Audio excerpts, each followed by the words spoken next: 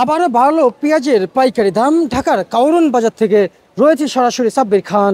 প্রিয় দর্শক, হঠাৎ হঠাৎ করে বাড়ছে পেঁয়াজের দাম, আমদানি কম থাকায় এখানকার সকল ব্যবসায়িকদের কথা অনুযায়ী বুঝে যায় বাজার আরও কিছুটা পরিমাণ বাড়ার সম্ভাবনা রয়েছে।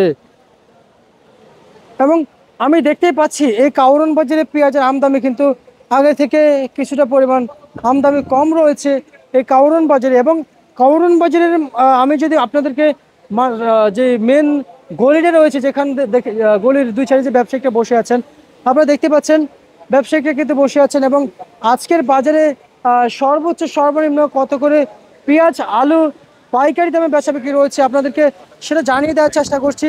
এবং আপনারা দেখতে পাচ্ছেন এদিকে কিন্তু পেঁয়াজ রয়েছে।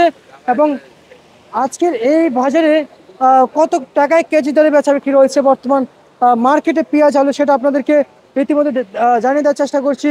এবং আপনারা এদিকে দেখতে পাচ্ছেন রয়েছে এই যে পেঁয়াজ, এদিকে চলছে প্রসেসিং, আপনারা দেখতে পাচ্ছেন এখানে দেখা যাচ্ছে প্রসেসিং চলছে।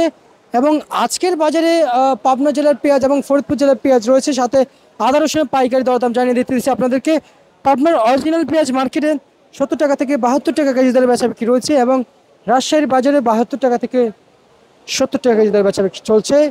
আমরা এবার চলে যাব ফরিদপুর জেলা থেকে আসা পেঁয়াজের স্টকে। এই যে পেঁয়াজের স্টক রয়েছে, এই যে ফরিদপুর জেলা থেকে আসা, এগুলো হচ্ছে ফরিদপুর জেলা থেকে আসছে। আজকের এই ফরিদপুর জেলা থেকে আসা পেঁয়াজ মার্কেটে বেচা বিক্রি রয়েছে প্রতি কেজি দরে আজকের 68 টাকা থেকে 65 টাকা কেজি দরে বেচা বিক্রি রয়েছে।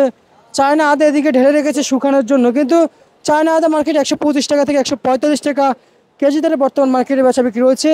এবং চায়না রসুন 110 টাকা থেকে শুরু করে 120 টাকা কেজি দরে বর্তমান ঢাকার কাউরন বাজারে মান বেঁধে বেচা বিক্রি শুরু রয়েছে।